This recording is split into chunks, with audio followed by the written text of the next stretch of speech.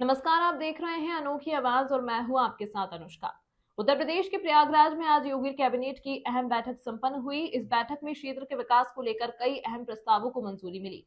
बैठक खत्म होने के बाद मुख्यमंत्री योगी आदित्यनाथ और उनकी पूरी कैबिनेट संगम तट पर डुबकी लगाई। साथ ही मंत्रियों ने प्रवासी पक्षियों को दाना खिलाया। आगे प्रेस कॉन्फ्रेंस कर योगी आदित्यनाथ ने आज की बैठक की महत्वपूर्ण बिंदुओं के बारे में जानकारी दी। सीएम योगी ने कहा कि प्रयागराज और आसपास के क्षेत्रों के लिए सतत विकास बनाने के लिए हम एक विकास क्षेत्र विकसित करेंगे। इसके इंफ्रास्ट्रक्चर के लिए गंगा एक्सप्रेस वे का विस्तार किया जाएगा। गंगा एक्सप्रेस वे प्रयागराज से मिर्जापुर होते हुए भदोही से काशी, चंदौली होते हुए गाजीपुर में पूर्वांचल एक्सप्रेस वे से जुड़ेगा। वाराणसी और चंदौली से यह गंगा एक्सप्रेस वे सोनभद्र को राष्ट्रीय राजमार्ग से जोड़ेगा। प्रयागराज, वाराणसी और आगरा नगर निगम है, इन तीनों के लिए बॉन्ड जारी किए जाएंगे। सीएम ने कहा कि 62 आईटीआई, 5 नवप्रवर्तन, आविष्कार और प्रशिक्षण केंद्र स्थापित किए जाएंगे। पहली बार महाकुंभ में पूरी कैबिनेट मौजूद है। प्रदेश के विकास से जुड़ी नीतियों पर चर्चा हुई। प्रयागराज से जुड़े मुद्दों पर भी चर्चा हुई। उत्तर प्रदेश एरोस्पेस एवं रक्षा एवं रोजगार नीति के 5 वर्ष पूरे हो गए हैं। इसका नवीनीकरण किया जाएगा। अधिक निवेश आकर्षित करने के लिए नए प्रोत्साहनों की घोषणा की गई है।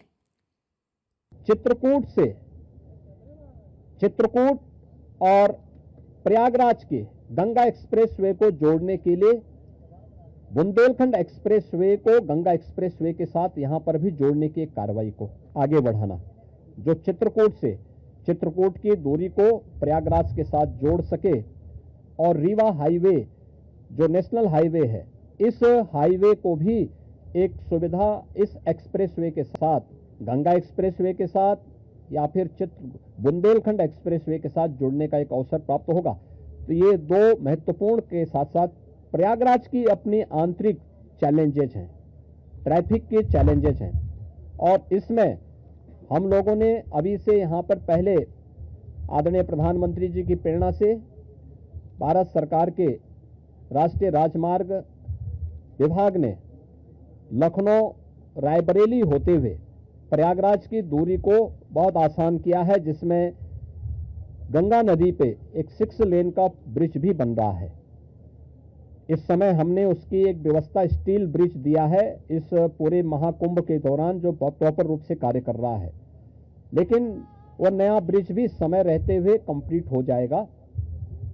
ऐसे ही अन्य कनेक्टिविटी के लिए यहाँ से मिर्जापुर, जौनपुर, वाराणसी, आजमगढ़, गोरखपुर की कनेक्टिविटी को बनाए रखने के लिए यहाँ पर जो मांग हो रही थी, प्रयागराज शहर की तरफ से सलौरी और हेतापट्टी के बीच में, झूसी के बीच में इस पूरे ब्रिज को बनाने की एक कार्रवाई को, 4 लेन के एक ब्रिज को सरकार इसको बनाएगी। दूसरा, रीवा की तरफ से और जो आपके अरेल की ओर से जो यहाँ पे प्रेशर है यमुना जी के ब्रिज पे, सिग्नेचर ब्रिज आज से 20 साल पहले बनकर के तैयार हुआ था। आज यहाँ पर उसकी दृष्टि से बहुत महत्वपूर्ण आवश्यकता यहाँ पर है कि उसके पैरेलल एक नया ब्रिज बने। तो सिग्नेचर ब्रिज के पैरेलल यमुना जी में भी एक नए ब्रिज को हम अपनी सहमति, कैबिनेट ने अपनी सहमति दी है। प्रदेश के अंदर एक अभियोजन डायरेक्टरेट की घोषणा की भी व्यवस्था मंत्री परिषद ने उसको अपनी सहमति दी है। और प्रयागराज, वाराणसी और आगरा, ये जो म्युनिसिपल कॉरपोरेशन है हमारे, इन 3 महत्वपूर्ण म्युनिसिपल कॉरपोरेशन में तीनों के बॉन्ड जारी होंगे। अब तक हमने लखनऊ और गाजियाबाद के बॉन्ड जारी किए थे, जिसके बहुत अच्छे रिजल्ट सामने आए हैं। यह म्युनिसिपल कॉरपोरेशन की ब्रांडिंग करने का, उसके विकास को आगे बढ़ाने का एक महत्वपूर्ण माध्यम होता है और एक नई दृष्टि मिलती है और एक पहचान मिलती है संबंधित कॉरपोरेशन को। यहां पर आप प्रयागराज के महत्व को आप देख रहे हैं। वैश्विक मंच पर इस समय हमारा प्रयागराज छाता हुआ दिखाई दे रहा है। जिस श्रद्धा के साथ पिछले एक सप्ताह के अंदर 9.25 करोड़ से अधिक श्रद्धालुओं ने संगम में आकर के पावन स्नान का आनंद लिया है, अनुभूति की है, वह यानी अविस्मरणीय है, अकल्पनीय है। तो प्रयागराज म्युनिसिपल कॉरपोरेशन प्रयागराज के लिए एक सुपर स्पेशलिटी हॉस्पिटल के लिए एक बॉन्ड जारी करने जा रहा है। ऐसे ही आगरा के लिए एक बॉन्ड जारी होने जा रहा है।